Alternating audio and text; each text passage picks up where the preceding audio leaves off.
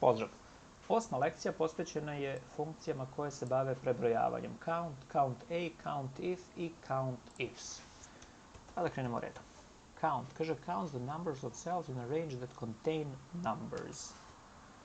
Ajde da vidimo šta će da kaže. Reći će 7. Dobro. Ako probamo to isto da uradimo ovde, reći će 0. Ali ako sad ovo nadvučemo, vidite, on će reći count 7. E sad, šta kaže kao objašnjenje? Number of selected cells that contain data. Razumete? Znači, ovaj count ovde broji ćelije koje imaju bilo koji podatak, dok count broji samo ćelije koje su numerički. Vrlo bitna stvar. Hajde sad da vidimo count A. Šta će on uraditi ovde? A šta će uraditi ovde? Pri čemu kaže count the number of cells in a range that are not empty. I otprilike to vam daje nagoveštaj šta možemo da očekujemo. Znači count daje isti rezultat, odnosno count A, a count daje različiti rezultat. Ako bismo, na primjer, ovde stavili 30, a ovde stavili Z, i sad ovo proširili. Kako proširujemo?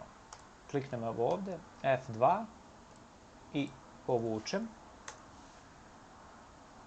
Ovde uradim to isto. I sad vidite, znači jedina numerička jeste ova, dok je ovde broj numeričkih ostao isti.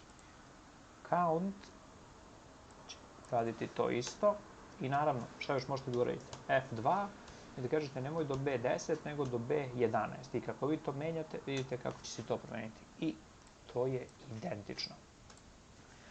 Count if. Count if. Kaže range i criteria. Hajde vidimo, opet ćemo se fokusirati na ovaj range, a criteria je veće od 30. I on će reći 3. Znači 3 vrednosti su veće od 30 i to su ove dve. Hajde ovo mogu da brišem. Ok. Takođe, count if, kaže, hajde da vidimo koliko njih ima S na početku. I on će reći 2. Da vidimo.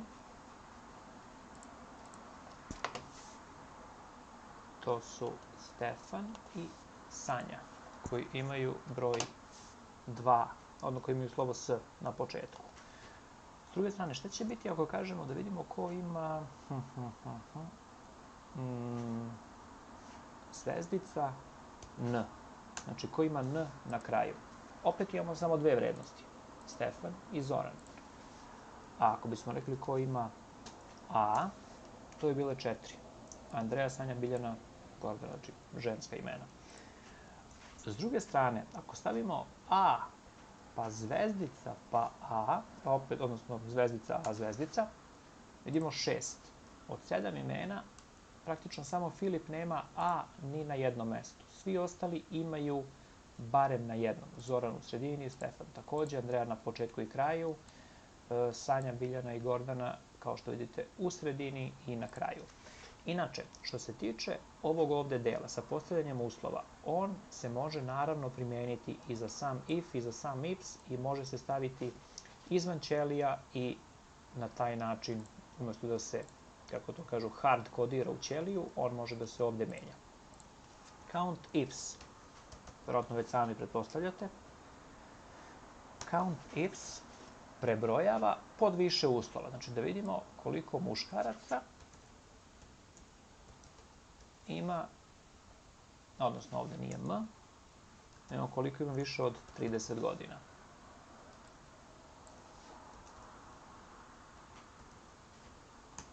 I to je samo jedan, znači imamo 1, 2, 3, samo jedan ima više od 30.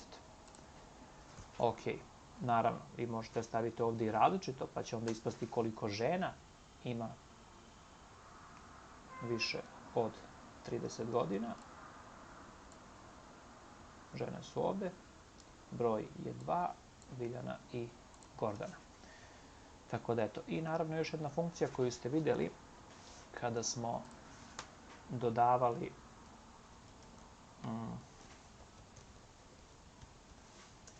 kada smo počinjeli da kucamo count blank, znači da imamo koliko ćelija nema nikakvu vrednost. Evo recimo ovde. To je samo jedna. Ako bismo vratili ovde, bila bi nijedna. Nadam se da mi je ovo jasno. Vidimo se uskoro ponovo. Hvala.